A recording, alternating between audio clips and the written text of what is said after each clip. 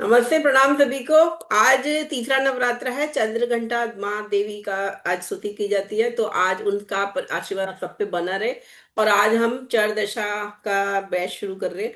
तो नवरात्रे बहुत शुभ होते हैं, तो अब इन दिनों में आप ज्यादा सुबह, वैसे तो जल्दी उठना चाहिए, 4 बजे उठ के आपको पूजा कर लेनी चाहिए, सुबह 4 से 6। लेकिन जिनके छोटे बच्चे हैं, डेफिनेटली वहाँ बच्चे नहीं उठ पाएंगे, तो थोड़ा देर हो जाती है, कोई बात नहीं। बट आप लोग अपनी साधना जारी रखिए, ठीक है। ज्योतिष पढ़ने की, जो सुबह उठ के नहा धो के आप अपना पढ़िए। तो अब चर दशा में मैं आज से नया सेशन, नई दशा हम पढ़ेंगे। विमशोत्री पूरी हो चुकी है, पराश्री विमशोत्री दशा आपने पिछले 2 बैचेज में करी थी, बेसिक एंड एडवांस। तो आज चर दशा करेंगे। चर वाले आपने पता है, मूवेबल राशि को कहते हैं चर। तो ये चर दशा का नाम ही इसलिए पड़ा है कि ये एक चलने वाली दशा, जिसको कहते हैं चलने वाली, और ये बहुत सिंपल दशा है। आप मैन्युअली भी इसे कैलकुलेट कर सकते हैं। क्यों? क्योंकि ये राशि भेद दशा है, ये नक्षत्र भेद दशा नहीं है। नक्षत्र में हमें मिनट्स के हिसाब से निकालना पड़ता था, बैलेंस ऑफ दशा पराशरी में, है ना। चंद्रमा के नक्षत्र में है, फिर उसके मिनट्स निकालेंगे, फिर उसमें से डिवाइड करके बैलेंस ऑफ दशा। ये बहुत सिंपल दशा है, एक एक साल के चलेंगे, बिल्कुल आपको बिल्कुल उंगलियों पे आप काउंट कर सकते हो, ठीक है। उंगलियों में 12 होते हैं ना, या बने, तो इन पे आप काउंट करके मैनुअल भी इसको कैलकुलेट कर सकते हो। तो इनफैक्ट बैठे बैठे भी आप किसी का पता हो, डेट ऑफ बर्थ, लगन पता हो, तो आप इसको मैनुअली कैलकुलेट कर सकते हैं। तो बहुत सिंपल दशा है, बहुत ब्यूटीफुल रिजल्ट देती है। नौ जैमिनी दशा, जैमिनी ऋषि जो हैं उन्होंने दी। जैमिनी में बहुत सारी दशाएं, लेकिन जिसमें चार पहली दशा है, फिर स्थिर दशा आ जाती है। और भी कई सारी जैमिनी ऋषि ने 44 दशाएं हमें दी, लेकिन चार दशा इज द सिंपलेस्ट दशा गिवन बाय जैमिनी ऋषि। पराशर जी ने इंट्रोड्यूस करा था इसको, लेकिन फिर जैमिनी ऋषि ने इसको आगे बढ़ाया। और डेफिनेटली जो हमें ग्रंथ मिलते हैं इस दशा पे, वो जैमिनी सूत्र, आप ले सकते हैं किताब, जो ग्रंथ है मेन ग्रंथ। उसके बाद बहुत सारे और रिलेटेड भी आपको मिल जाएंगे सूत्र से। तो आज तो हम बेसिक कॉन्सेप्ट पढ़ेंगे, ठीक है। बेसिक कॉन्सेप्ट में आपको, जैसे प्लैनेट्स में हम परश्री में देखते थे कि प्लैनेट दृष्टि डालते थे, यहाँ प्लैनेट्स भी दृष्टि डालेंगे, लेकिन वो एक कारक के रूप में दृष्टि डालेंगे, ठीक है। तो वो कारक कौन से हैं वो आज पहले तो पढ़ेंगे। और साथ में जो दशा चलती है पराशरी में, तो ग्रहों की दशा चलती है, यहाँ राशियों की दशा चलेगी। तो एक तरह से 12 राशियों की 12 दशाएं चलेंगी। अब वो कितने साल की कौन सी दशा है, वो कैसे कैलकुलेट करना है, वो भी हम सीखेंगे, ठीक है। तो इसमें हमें कुछ चीजें आपने समझनी है कि यहाँ राशियों की दशा चलेगी, ग्रहों की दशा नहीं चलेगी। दृष्टि राशियां भी डालेंगी, कारक प्लैनेट जो कारक रूप में होंगे वो भी डालेंगे। तो ये दो मेन चीजें आपको, पहला जो आपको लेसन है आज का, वो याद रखना, ठीक है। अब यहाँ पे मैंने आपको जो कुंडली में, इसमें बड़ा सिंपल मेथड है। चलो मैं यहाँ आपको दिखाती हूँ। पहले तो जो कुंडली में जो ग्रह है, राहु केतु को आप छोड़ दीजिए, ठीक है। और बाकी जो 7 ग्रह है, उसमें जो सबसे हाईएस्ट डिग्री का प्लेनेट होगा कुंडली में, ठीक है, वो आपका बन जाएगा आत्मकारक। आत्मकारक ग्रह, ठीक है। ये एक है जो लगन को दिखाता है। बेसिकली एक जहां भी बैठा, वो समझ लीजिए वो आपके लाइफ को, जैसे हम पराशरी में D1 लगन देखते हैं, उस चीज को दिखाएगा, है ना। आत्मकारक से हम बहुत सारी और चीजें भी देख। स्टार्ट हो गया। हम्म, दिख रहा है, स्लाइड शो हो ठीक रहा है। है। तो बेसिकली चर दशा, चर माने तो मूवेबल है, मूवेबल तो वैसे मूवेबल है, लेकिन हमने देखा था पराशरी में 3 तरह के साइन थे, चर, स्थिर और द्विस्वभाव, है ना। मूवेबल, फिक्स्ड, हम्म। डुअल हम्म। साइन, है ना। लेकिन यहाँ तो दशा का ही नाम चर है, क्योंकि ये चलने वाली दशा इसे बोला गया। और ये बड़ी सिंपल दशा है। इसको महर्षि महर्षि पराशर, जिन्होंने पराशरी दशा दी, पहली विंशोत्तरी दशा जो आपने पढ़ी, देखिए पराशर जी ने 55 दशाएं दी हैं। ऐसा नहीं है कि पराशरी हर एक को बोलेंगे, लेकिन जो बेसिक पराशरी है वो विंशोत्तरी दशा है। विंशोत्तरी, जहाँ 120, विम माने 20 और श्रोत्री माने 100, तो वो 120 साल की सबसे सबसे प्रचलित दशा जो है विंशोत्तरी दशा। इसीलिए जो लोग भी ज्योतिष सीखना चाहते हैं, उनको सबसे पहले विंशोत्तरी दशा सीखनी होती है। लेकिन फिर धीरे धीरे जब आप पढ़ते जाते हैं, तो और दशाएं सीखते हैं। तो अब पराशर के साथ साथ भृगु भृगु जो ऋषि थे, उन्होंने भी काफी सारे सूत्र दिए, बताया। भृगु नाड़ी ज्योतिष, है ना। ऐसे जैमिनी ऋषि जो थे, उन्होंने चार दशा, सबसे पहली दशा जो दी कहना चाहिए, सिंपलेस्ट दशा है जो जैमिनी ऋषि की, उन्होंने भी हमें 44 के करीब दशाएं दी। तो वो पहली जो सिंपलेस्ट दशा है जैमिनी ऋषि की, वो है चर दशा, ठीक है। और ये राशि भेद दशा है। राशि हमारी ग्रह बेस्ड थी, ग्रह प्लैनेट की दशा चलती थी कि बृहस्पति की दशा चल रही है, सूर्य की महादशा चल रही है ना। यहाँ पे हम बोलेंगे राशि की दशा, मेष राशि की दशा चल रही है। अच्छा, इनकी तो वृश्चिक राशि की दशा चल रही है, ऐसे बोलेंगे हम इसमें, है ना। तो राशि बेस्ड दशा होगी। वहां वो नक्षत्र से निकालते थे हम कि चंद्रमा किस नक्षत्र में होता है, विंशोत्तरी में, और फिर उससे पहली महादशा बनती थी। यहाँ पे हमें लगन में कौन सी राशि है, उससे हमें पहली महादशा समझ में आएगी कि वो कौन सी महादशा जीवन में पहली चरदशा चलेगी। ठीक है, तो उसका रूल है वो भी मैं आपको बताऊंगी। और यहाँ पे जो ग्रह हैं उनको कारक के रूप में यूज किया जाएगा। यहाँ ग्रहों के एस्पेक्ट तो लेने हैं, लेकिन हम उसको ग्रह के रूप में नहीं लेंगे, हम उसको लेंगे एज ए कारक। वो कौन सा कारक बनता है, तो आपको राहु केतु को छोड़ देना है यहाँ पे। ठीक है, और यहाँ पे जो कारक बनते हैं वो ये 7 कारक बनेंगे। हर कुंडली में 7 कारक बनेंगे।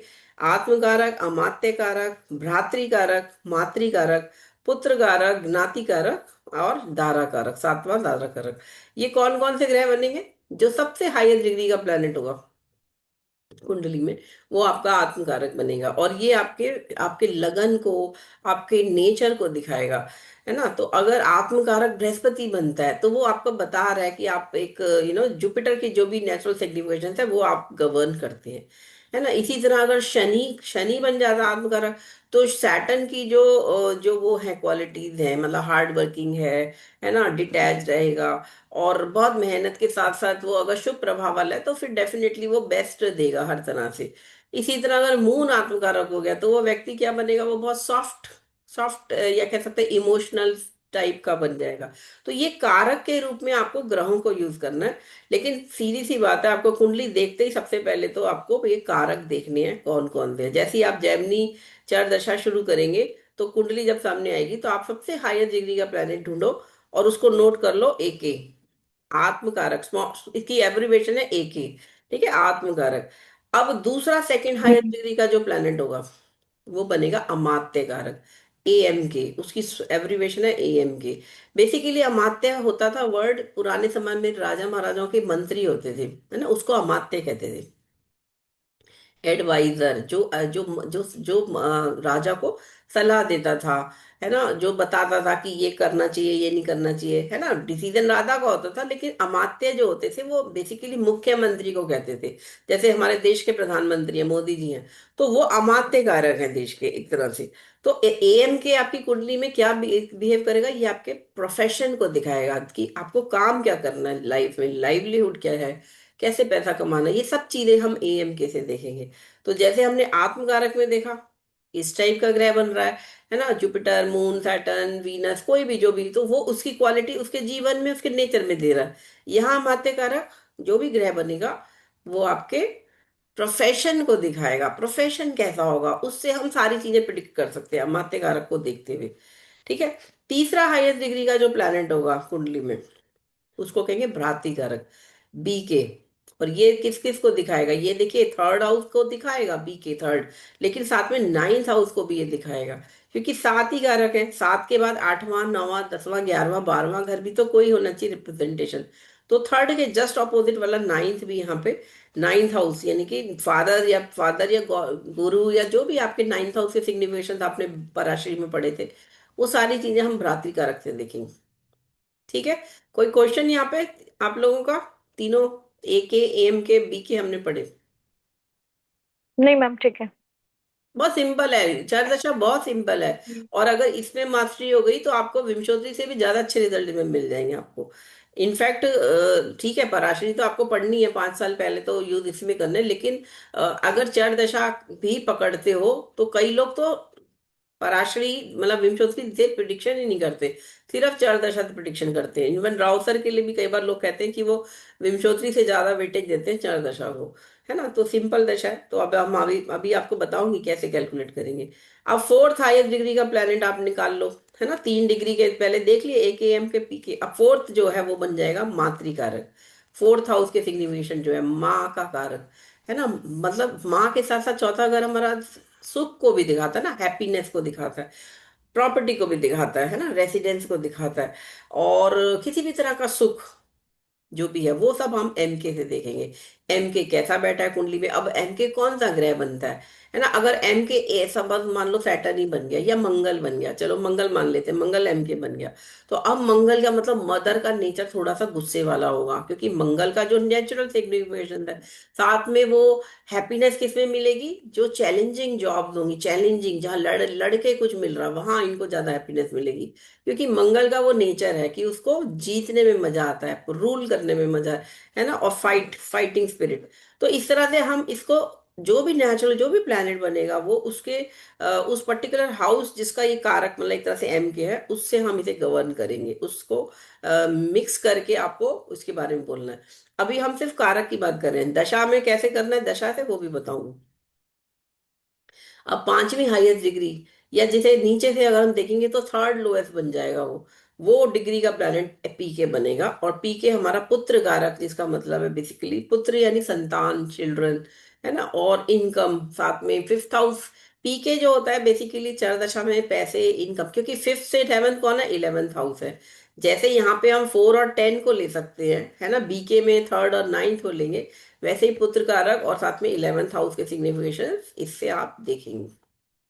छठा या second lowest degree, six lowest मान लो, या नीचे से ये मान लो, जो डिग्री का सबसे कम से ऊपर वाली डिग्री का प्लैनेट, वो बनता है ज्ञाति कारक। ज्ञाति यानी शत्रु, है शत्रु कारक, यानी कि डेप्थ एनिमी डिजीज, छठे घर के सिग्निफिकेशन जो है। साथ में सिक्स के सेवन्थ कौन सा हाउस हुआ, 12वां घर हुआ, तो लॉसेस भी आ गए। तो ये सारी चीजों को जीके से हम देखेंगे। इसको जीएन के कुछ लोग लिखते हैं, लेकिन जीके भी लिखेंगे तो सही रहेगा आपका यान्त्रिक कारक।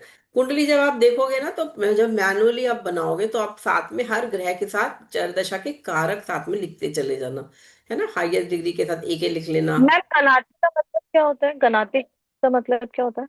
ज्ञाति बेसिकली है तो संस्कृत का वर्ड शत्रु, और जो जिससे अच्छा। नुकसान हो। बेसिकली नुकसान अच्छा। किससे हो सकता है, एक तो डिजीज से हो सकता है ना, या कोर्ट केस हाँ। होगा तो हो जाएगा, या उधार लोगे तो ब्याज हम्म। देना पड़ेगा, है ना, या कोई डर अच्छा। बैठा हुआ है, तो सब सब इन सारी चीजों को ज्ञाति कहते हैं बेसिकली।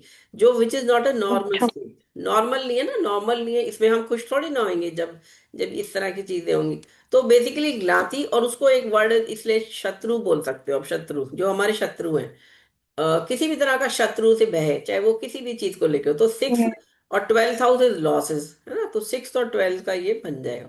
और last but not the least, जो सबसे कम डिग्री का प्लैनेट है कुंडली में, वो आपका दारा कारक बनेगा। दारा कारक, दारा माने ही होते हैं विवाह या आपका जीवन साथी, है ना, दारा कारक। तो वो आपका पति, पति या पत्नी, जो भी स्पाउस है आपका, उसके बारे में, उसकी मैरिज कब होगी, मैरिज अच्छी चलेगी, बुरी चलेगी, हैप्पीनेस मिलेगी, नहीं मिलेगी, ये सब हम दारा कारक को देख के बोलेंगे। दारा कारक पे अगर पीड़ा है तो इसका मतलब मैरिज में पीड़ा है और डिले है। अगर मंगल शनि या कोई भी ज्ञाति कारक देख रहा है अगर दारा कारक को, तो फिर ये, या राहु केतु एक्सिस पे दारा कारक, तो राहु केतु एक्सिस पे होने से तो फिर शादी विधर्मी से होगी, अपने धर्म से बाहर से होगी। अफ्लिक्शन है तो देर से हो सकती है, या पीड़ा हो सकती है, मैरिटल डिस्ट्रेस हो सकता है। ऐसे बहुत सारी चीजें हम इन कारकों से देखेंगे। तो अभी आपको मैंने संक्षिप्त में थोड़ा समराइज मैनर में इन सारे कारकों को बताया। अभी हम डिटेल में भी इन कारकों को करेंगे, और डेफिनेटली इसके साथ बड़े सारे सूत्र भी हैं, फॉर्मूलेज होते हैं कि किसका किससे संबंध बनेगा, तो वो क्या फल देगा। तो सबसे पहले कुंडली देखते ही चार दशा से जब आपको प्रिडिक्शन करनी है, पहले तो आपको ये सातों कारक बना लेने हैं, लिख लेने हैं, या आप नोट कर लीजिए, दिमाग में नोट कर लीजिए, या मैनुअली भी लिख सकते हैं। ठीक है। अब हम आगे आते हैं। इसको हम चर दशा में, ये हमने आपको दूसरा रूल मैंने बता दिया कि इसके साथ राशि की दशा चलेगी, ग्रहों की दशा नहीं चलेगी। ठीक है। तो अब किसकी दशा चल रही है लाइफ में, अब पहली दशा किसकी होगी ये भी देखना है। बट उससे पहले आपको कुछ लगन और समझने हैं।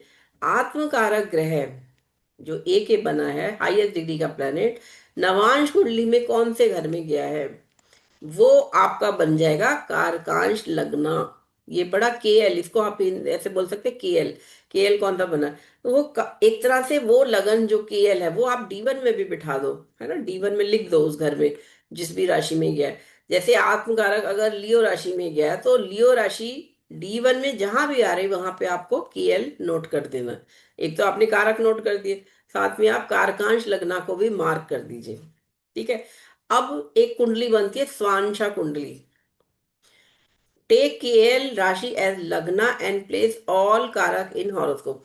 मान लीजिए लियो लियो जो राशि आई, सपोज करें कि एके आपका लियो में बैठा था और वो D1 में तो 11th हाउस में है, तुला लगन है और 11th हाउस में बेटा केएल यानी कि एके। एके क्योंकि नवांश में लियो में गया, तो लियो राशि तो तुला लगन के लिए 11वें घर में हो गई। तो अगर मैं लियो राशि को ही लगन बना दूं और फिर मैं सारे कारक बिठा दूं कुंडली में, तो ये बन जाएगी स्वांशा कुंडली। आपका लगन अलग है ना, एक के नवांश में किसी राशि में गया तो उस राशि को लगन बना के जब अगर एक कुंडली बनाएंगे तो वो केएल लगन बन जाएगा, तो स्वांशा कुंडली बनती है। और स्वांशा कुंडली से भी बड़ी सारी प्रिडिक्शन करी जाती है, क्योंकि केएल से पोजीशन बड़ी इंपॉर्टेंट है कि कोई कारक कहाँ बैठा है, एक कहाँ बैठा है केएल से, है ना, एम के कहाँ बैठा है, कौन से घर में गया है, छठे आठवें बारहवें में गया है, या केंद्रों में आ गया है, त्रिकोण में आ गया है ना, ये सारे कॉम्बिनेशन हम देखेंगे। तो आपने कारक याद रखने हैं, केएल मार्क करना है, और चाहे तो आप स्वांशा कुंडली भी बना सकते हैं। नहीं बनाना चाहते तो मत बनाइए, वहीं से लगन मान के गिन सकते हैं आप। ठीक है। ठीक है, कोई क्वेश्चन यहाँ पे, चारू और श्वेता, प्रसाद जी? नहीं मैम, मैम आई थिंक जब एग्जाम्पल नो। करेंगे तब और क्लियर हो। हाँ, एग्जाम्पल तो करना है, बट ये बेसिक कॉन्सेप्ट तो आपको समझने पड़ेंगे पहले, तभी मैं फिर जी एग्जाम्पल मैम। पे जाऊंगी, है ना। पहले मोटा हम्म। मोटा बेसिक कॉन्सेप्ट समझ लेते हैं। पाद लगना। अब ये पद लगना जरूरी नहीं है आप शुरू में यूज करो, इसको आप लेटर ऑन कर सकते हैं, लेकिन क्योंकि आपको मुझे उपपद लगना बताना है इसलिए मैं पाद लगना भी आपको बता रही हूँ। क्या है ये चीज? जैसे लगन है आपका, basically it is as many houses away from position of lord. किसी भी घर का अगर पाद लगन निकालना है या किस पद में है, तो उस घर के स्वामी को देखना है वो कितने घर आगे गया है। ठीक है। सपोज सपोज एक एग्जांपल मैंने यहाँ दिया, इफ लिब्रा लग्ना ascendant Venus is in 9th house from लग्ना, देन मिथुन में हो गया, है ना। तो मिथुन से अब हमें गिनना पड़ेगा उतने ही घर, जितने 9 घर आगे गया ना, तो 9 घर वहां से जहां पे भी लगना लौट गया उधर से आप 9 घर गिन लो, तो पाद लगन बन जाएगा Aquarius which is 5th house from लगना। सिंपल है। ठीक है, समझ में आया चारू और श्वेता? हम्म, कोई भी घर मैम का इतना नहीं। मैम स्वामी, वापस बता कोई भी घर का सपोज मान लो, चलो फर्स्ट, चलो मानती हूँ, चलो कोई मेष लगन लेते हैं। मेष लगन का स्वामी जो है मंगल गया तीसरे घर में, मिथुन में बैठा। ठीक है। हम्म। मिथुन में बैठा है, दीजिए। तो तीसरे घर में गया ना, अपने से तीसरे में। हम्म। हाँ ठीक है। हाँ। तो तीसरे से तीसरा गिनना है अब आपको, क्योंकि वो लगन से तीसरे में गया है, तो जहां भी वो गया वहां से तीसरा घर गिनना है। तो मिथुन से तीसरा घर गिनो, 3 4 5, तो लियो में आ गया। हाँ। तो ऐसे हो गया। अब अगर सपोज करो मेष लगन में ही सोच लेते हैं, अगर मंगल गया है 5वें घर में, ठीक है, 5th में, यानी लियो में बैठा है 5वें घर में, तो 5वें में हम्म। घर में गया, तो लियो से 5 घर गिनने हैं यहाँ पे, 5 6 7 8 5 6 9, 7। 9th हाँ। हाउस आ गया। तो 9th हाउस हाँ। हमारा हम्म, पाद लगन हो गया। अच्छा ओके। मैम, बेसिकली लगन से मंगल कहाँ बैठा है हमको वहां से काउंटिंग करनी है, लगन से मतलब जहां मंगल नहीं, मंगल है वहां लगन से। लग्नेश कौन है? बेसिकली वो लग्नेश की बात कर रही हूँ। लग्नेश, अच्छा हाँ। अब चलो हाँ हाँ, चलो मेष टॉरस लगन। या जेमिनी ले लो, जेमिनी, अच्छा मान लो जी जेमिनी मैम। में ही बैठा हुआ है, लगन में ही बैठा हुआ है बुध, तो पाद लगन क्या होगा? वही होगा मैम, क्योंकि वन से वही वन ही होगा, गिनना वही है। हो हाँ। गया। हाँ वही होगा, तीसरे क्योंकि वाला। वो तो कहीं गया ही नहीं है, तो वही हो गया पाद लगन। हाँ। और अगर हम्म। ये देखें कि अगर लग्नेश 12वें में गया, चलो 12वें में गया, अगर मेष हाँ लगन और मीन में है मंगल, तो बताओ कौन सा होगा हाँ। पाद लगन? तो मैम 12वें से 12वां होगा। हम्म। 12वें से मैम एक 12। नंबर लगन हो गया, लगन। लगन नहीं होगा, जो फिर लगन है मैम वो। एक्वेरियस हो गया ना, फिर से उससे 12वां जाओ आगे अच्छा गिनो। हाँ। हाँ सेम मैम, होगा उससे मतलब। गिनेंगे तो एक्वारियस आ गया मैम, एक्वारियस। हाँ, एक तो कुंभ, ये कुंभ। इसलिए, हाँ, तो ये पाद लगन भी बड़े अच्छे सारे रिजल्ट देगा आपको प्रिडिक्शन में, पाद लगन कहाँ बैठा है, इससे बड़ी सारे आपको क्लूज मिलेंगे। ठीक है। तो ये एक हो गया, पाद लगन आपको नोट करना है कहाँ बन गया। अब नेक्स्ट जो एक और इम्पोर्टेंट नोट करना है, लास्ट 7 कारक हो गए, 3 ये हो गए, अब 10 के बाद 11वां जो नोट करना है वो है उपपद लगन। बेसिकली ये 12th हाउस के लॉर्ड को देखा जाता है कि 12th लॉर्ड कहाँ गया है। It is as many houses away from position of 12th lord as the 12th lord is from lagna. ठीक है। तो यहाँ पे ये उपपद जो होता है, बेसिकली ये विवाह से संबंधित प्रिडिक्शन में आपको उपपद जरूर देखना पड़ता है। बहुत अच्छी प्रिडिक्शन आती है उपपद से। इनफैक्ट इवन उपपद कहाँ गया है, उपपद पे कितना फ्लिक्शन है, इससे व्यक्ति का विवाह विदेशी से होगा, जैसे इंदिरा गांधी जी का हुआ, या अपने धर्म से बाहर वाले से होगा, उसमें सिंपल उपपद देख के आप 1 मिनट में, एक क्या 10 सेकंड में बोल सकते हो कि व्यक्ति का विवाह कैसे होगा। तो उपपद लगन भी बड़ा इंपॉर्टेंट है। जैसे पाद लगन है, वैसे 12th हाउस का लॉर्ड 12th से कितनी दूर गया उतने घर आप बिठाइए उसे, और फिर देखो उपपद पे कितनी अफ्लिक्शन है या कितना शुभ बैठा है, कितने शुभ ग्रहों के साथ बैठा है, तो वो आपको प्रिडिक्शन देगा।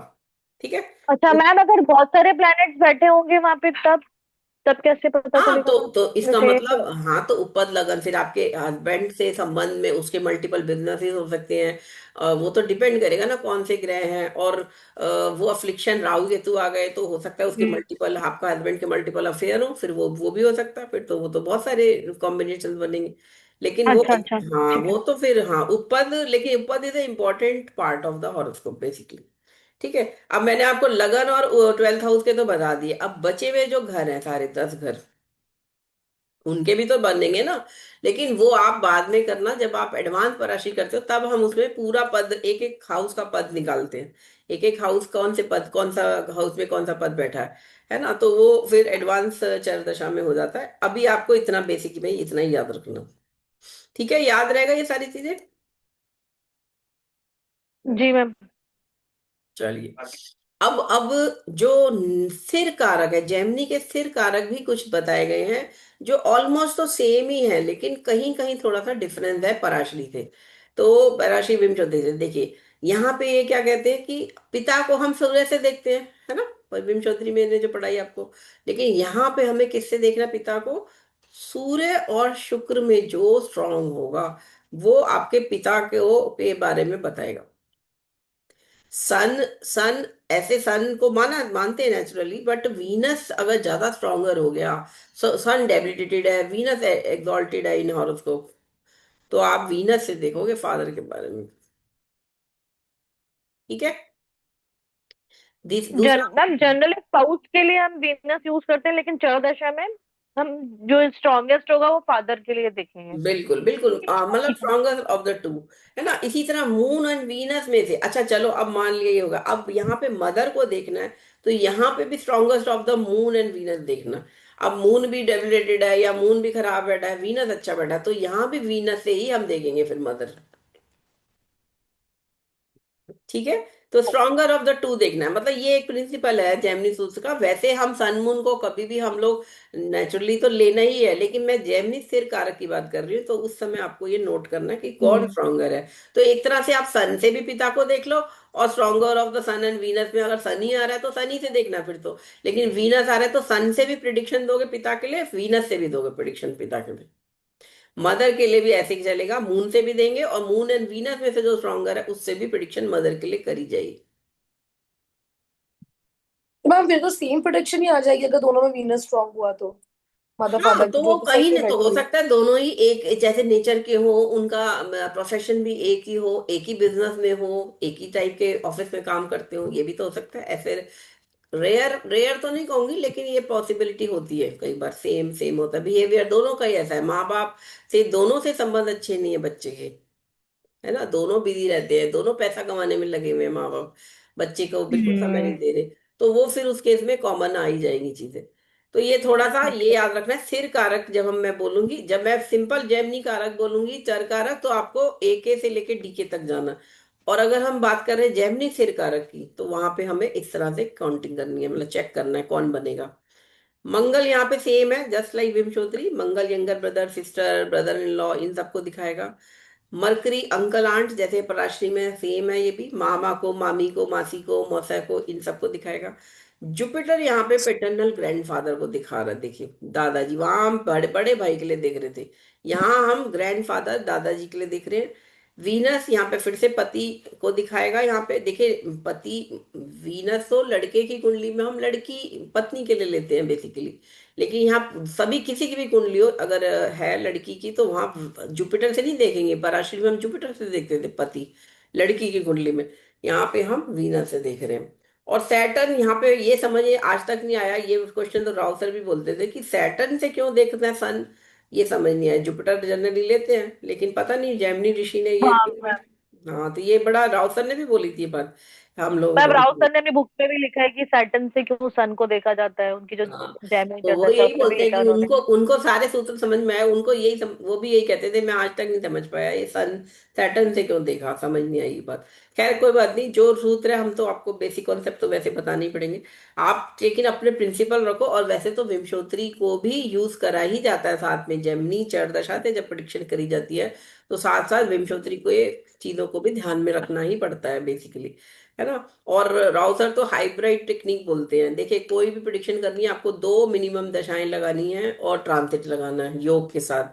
तो उसमें सर कहते हैं कि विमशोत्री भी लगाओ, चार दशा के साथ साथ विमशोत्री को भी ध्यान में रखो, क्या प्रिडिक्शन उधर से आ रही है, और इससे फिर कंफर्मेशन ले लो, या चर से लगा लो और फिर कंफर्मेशन विमशोत्री से ले लो, तो वो आपको अच्छे रिजल्ट्स मिलते हैं प्रिडिक्शन में। ठीक है।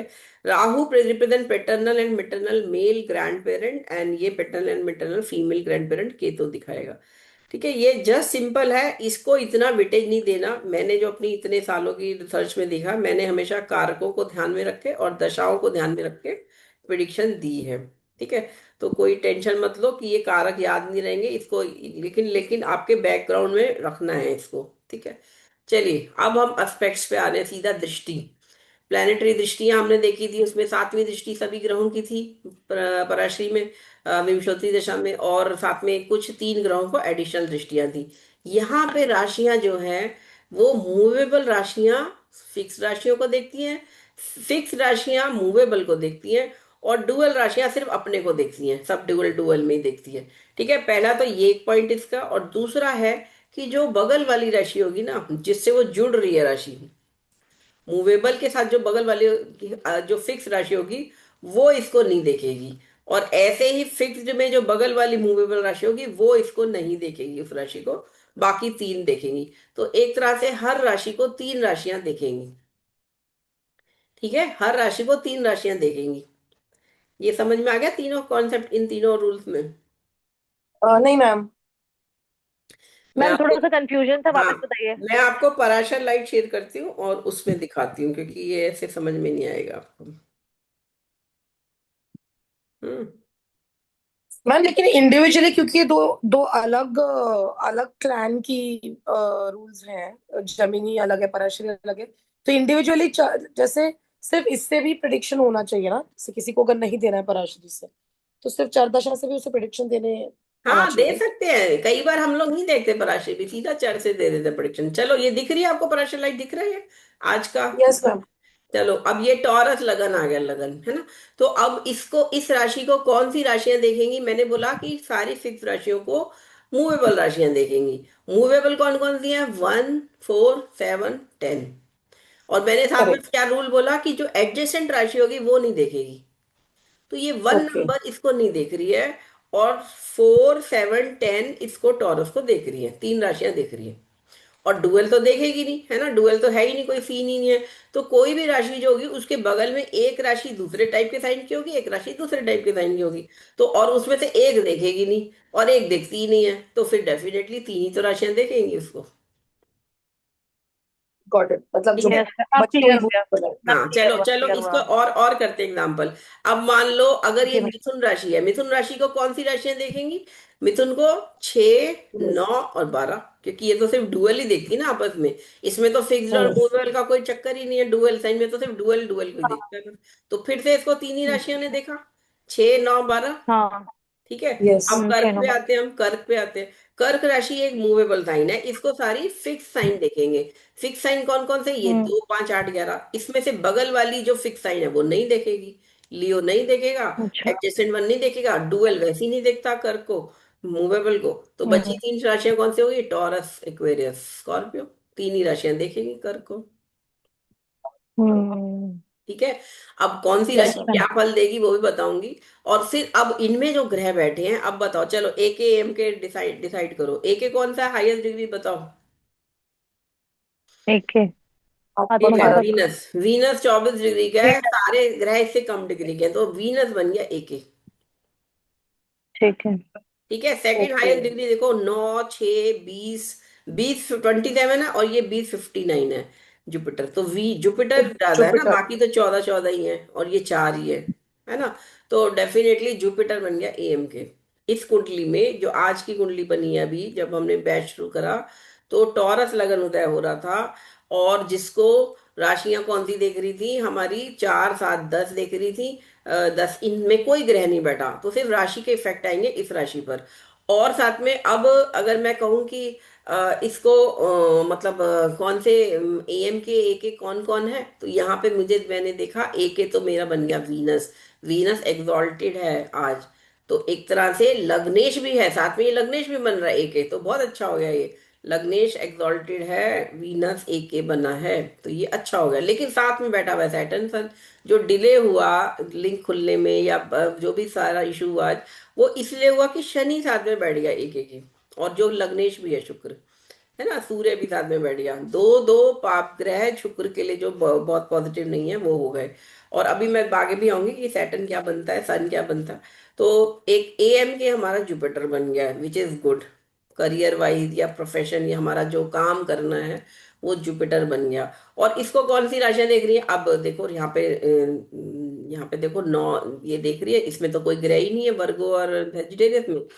लेकिन तीनों ग्रह जो है वो इस जेमिनी के जुपिटर एएम के को देख रहे हैं, जिसमें से वीनस एक्सॉल्टेड है, एके है। तो एके एएम के को देख रहा है, ये बढ़िया है, ये बहुत सुंदर राजयोग होता है एके एएम के को जब दिखता है। अब शनि और सूर्य क्या बनते हैं, यहाँ पे देखो कारक मैंने इसीलिए लिख दिया। थर्ड हाईएस्ट डिग्री मंगल है, बीके बन गया भ्राति कारक।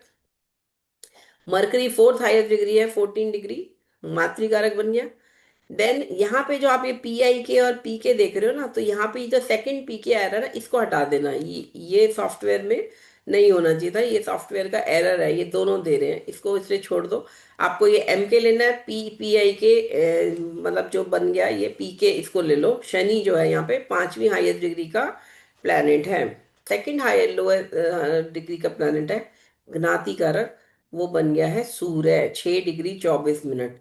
और last but not the least चंद्रमा, सबसे कम डिग्री का प्लेनेट है, और ये बन गया है दारा कारक।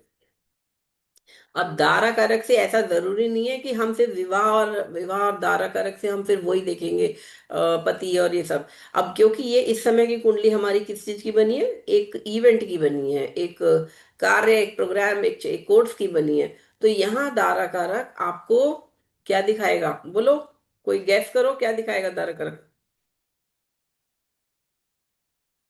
मैम सेवंथ ये हाउस। सेवंथ हाउस प्रोफेशन, के और सिग्निफिकेशंस क्या क्या होते हैं, अगर स्पाउस और मैरिज से छोड़, पार्टनरशिप।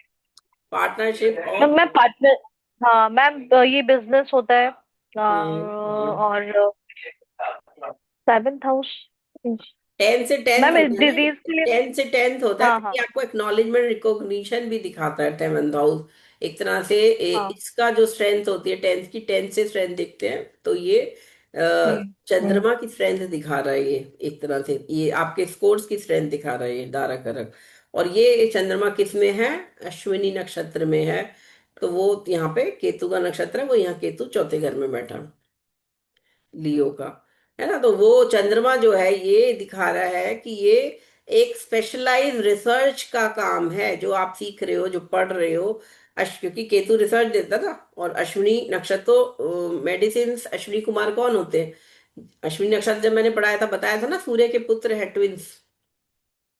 भूल गए नक्षत्र कि नहीं, याद है। नहीं नहीं, याद है।